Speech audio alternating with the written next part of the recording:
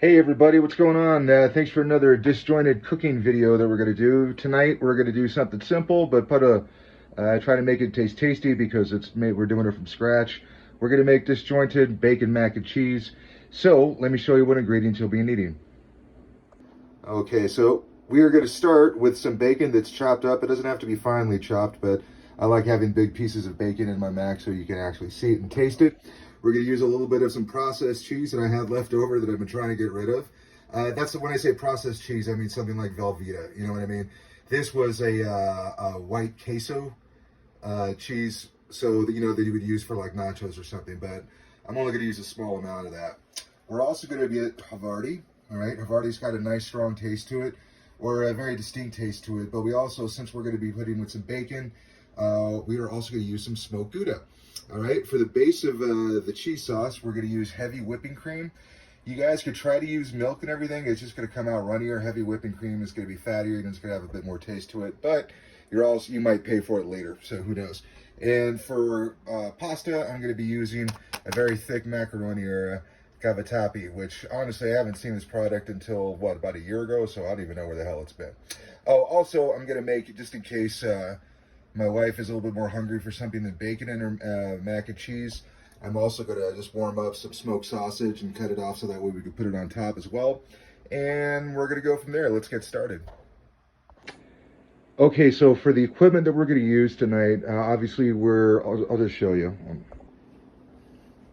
We're using just a normal pot for boiling the water, and then we're going to use a stainless steel deep pan here in order to do this. Now, the thing that you're going to have the most trouble with when you're making a cheese sauce, one of the issues is that you want to get the heat just right, and that could change.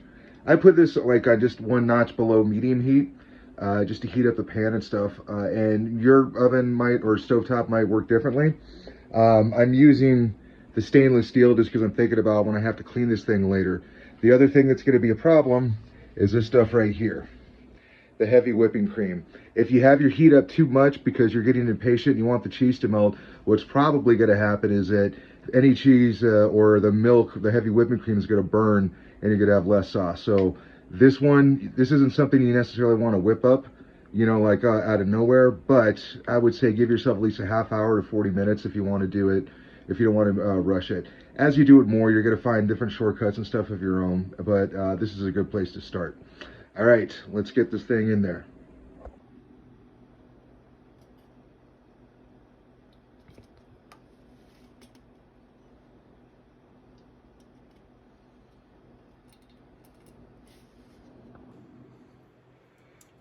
Put some of that processed cheese in there, get the rest of it. And I still need to cut up and get the skin off of the Gouda as well as the Havarti. So let's do that now. I'm not going to add the bacon just yet. Certain flavors, when you want to add to sauces, you want to do it at the end, just because I think you want to maintain the flavor of the bacon as much as possible. I think if I put it in there now, it would still taste okay, but you're not going to taste, you'll get to see the bacon, you're just not going to taste it as much. So it's kind of like basil. If you're making a tomato sauce or something, you could put some in when you initially cook it, but towards the end, you're going to want to put some fresh basil in there because just basil is one of those seasons that just loses its flavor super quick. Either way, that has nothing to do with this dish. So sit back, enjoy some frickin' chai tea, and let's get going on this. Okay, so I cut up the Havarti. You don't want to leave huge big blocks if you want to make little things like this. It just makes it melt easier. I might use a lot more than this, but for right now, I'm just going to use half of each, and then we're going to see where we're at with the sauce.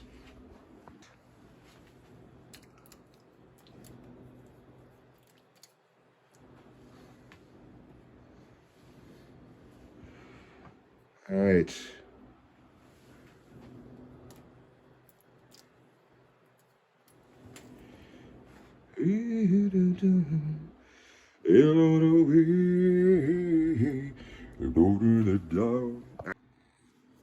Okay, we've got our Gouda. We gotta get this Gouda. See what I'm saying here, guys?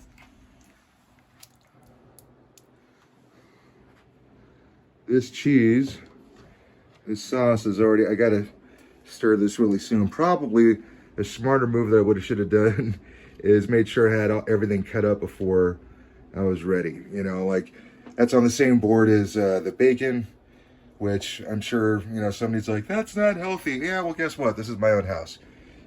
And you're watching this on YouTube, right? Or Facebook. But I could feel that it hasn't burned yet. So we're just going to let this kind of simmer here for probably about 10 minutes. And you always want to make sure that you keep stirring it, because if you just let it stay stationary, the odds of everything burning on the bottom of the pan increase. Doesn't matter that I still have this on a low heat. If I leave it there long enough, trust me, it'll burn. It's kind of like that scene in Titanic is like, no, sir, I assure you, if I leave the heat on, that cheese sauce will burn. It's a mathematical certainty. Ah, look at that. See, the cheese is starting to melt. We're at a good pace right now. So that's good. And I don't feel any scraping at the bottom, which means there's not a bunch of cooked milk on there. So we're doing all right.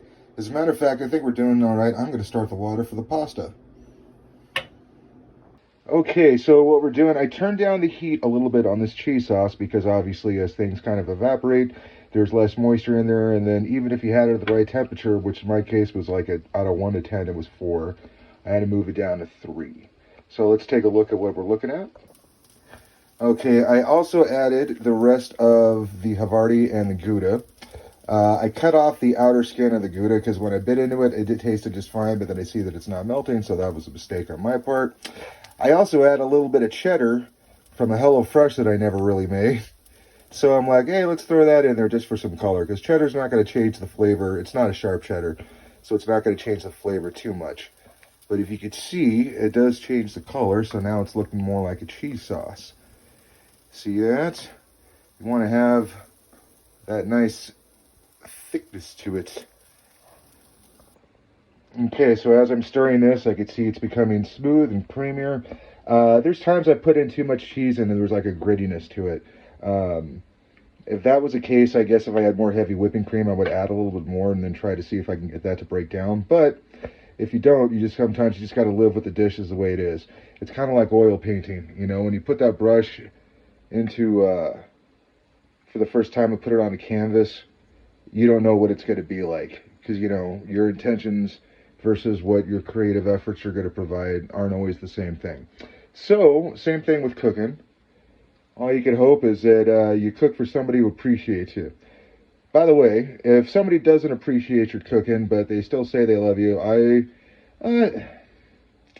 you'd have to look inward and see, hey, is my cooking suck that bad? Or maybe I should learn some dishes, something that they would like. You could do that. But if they don't appreciate the hard work and everything that you do, maybe that's not the relationship for you. I say that for cheap dating advice because I know when I was 25, I didn't know shit. And I made a lot of mistakes trying to prove my love to people who didn't really give a shit about whether I love them or not. So, and that's really not on them. That's me picking the wrong people. So, cooking, if you know how to cook, you know what I mean? You can kind of find that out for yourself instead of waiting like 2 or 3 years, you know? Would you look at that? You can still see some big pieces in there. Which at the end of the day, if they're still in there, I mean, it is what it is. But this is almost done. If I keep leaving it on too long, it's going to start burning. So now I'm going to add all the bacon that I cut up. This is bacon that I had made this morning, by the way, for breakfast, because I'm like, fuck it, I haven't had bacon in forever. So I did that, and then I told Jenny before she left that I would make mac and cheese for dinner tonight. So now we put in the bacon in. I'm going to let this bacon cook in here for maybe about a minute or two, right? Just so that way I know that the fat and the flavor from all the bacon is going to get into that cheese sauce. So I wouldn't want to just put it in here and then serve it. You want to wait like a minute or two. But I'm going to turn the heat off of this, or put it at low, so that way I don't burn it. I'm going to turn the heat up on that sausage.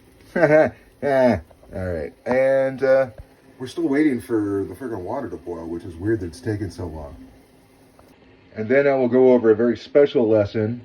It's called Don't Overcook the Fucking Pasta. So I will show you how to do that. All right, bye. Okay, so our water's boiling, right? I'm going to show you how to cook pasta, or how to not overcook pasta. Okay. This is something. That's the trash can that I need to freaking throw out. This is something that I had heard. Some cooks got it, some cooks didn't. Some just didn't believe you, didn't give a shit. And these are one of the ways that you could tell if somebody's cooking is authentic or they're just trying to fucking pass off recipes and shit. So the water's boiling, right? Look at the time, 5:58. Okay, so for 8 minutes from now, so we're thinking about what, 606, 607. All right, that's what we're gonna freaking do to make sure that our pasta isn't overcooked. That's how long we're gonna cook it. And we'll check it before we take it out. But the thing is, you're gonna stir this just a little bit, just to break it up. And then, I needed to go buy a wooden spoon. Normally a wooden spoon works better, but you want to keep, it's kind of like you keep something over there and it's not going to boil over, right? It might boil over a little bit, so if you wanted to go down just a tad, you could. But the whole thing is we want to keep the same level of heat. So one thing sometimes with people, or what I would fuck up on, is that it start to boil over and I would turn the heat down. Well, if you keep this over on the top there, it's not going to boil over, or at least nothing that you're going to spend hours cleaning up. And this is very important. It does not matter how much effort you put into your sauce, any of the meats, or anything else, whatever side dish, whatever drink, or whatever. None of that shit matters if you overcook the fucking pasta. I heard many times I have gone to nice freaking restaurants and I want to get something with pasta in it. The moment I take a bite out of it, I want to spit it out and just be like, how the fuck can you make all this great food, but you can't figure out how not to overcook pasta? It's just one of those things that if you care about it, it shows. If you don't, it shows even more. All right? I know you guys will actually keep watching the clock and stuff. So we got about 6-7 more minutes before we get out, and then I'll show you how to shock the pasta. You know, as I'm waiting for this thing for the 6 minutes, oh, it just turned 6 minutes. All right, let's go taste this pasta. All right.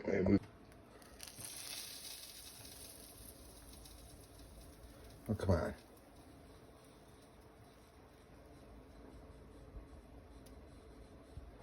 So you kind of have to be really quick about this because the pasta is still cooking, right? One moment.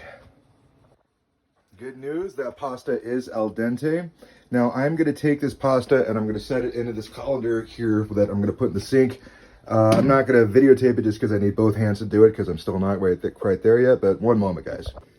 Okay, so we've got the pasta in the colander, but it's still cooking though, right? So what we're going to do is they call it shocking the pasta. You're going to take cold water, and seeing as my medications are actually starting to wear off a little bit, then I can actually touch cold water again.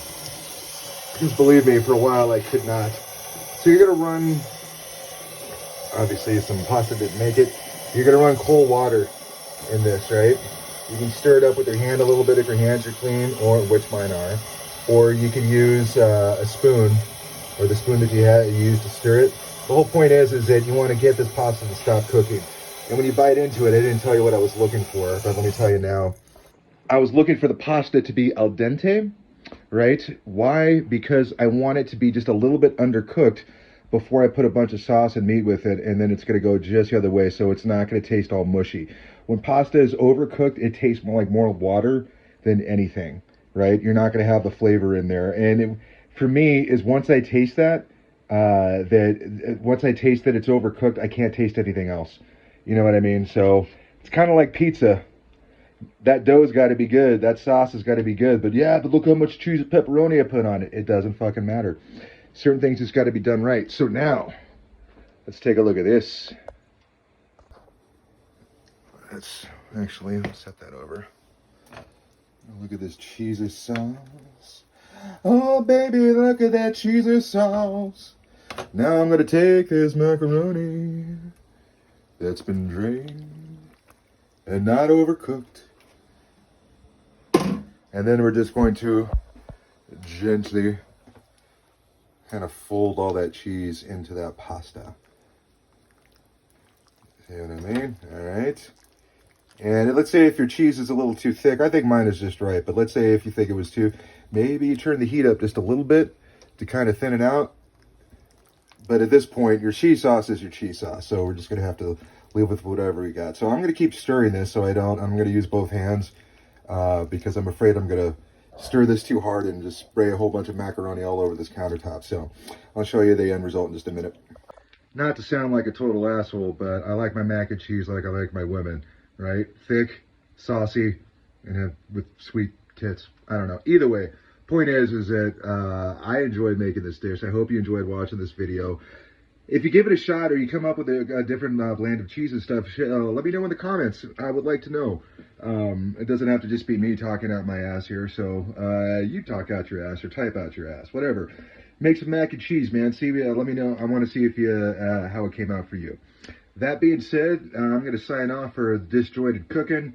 I'm Dave, and yeah, thanks for watching, guys.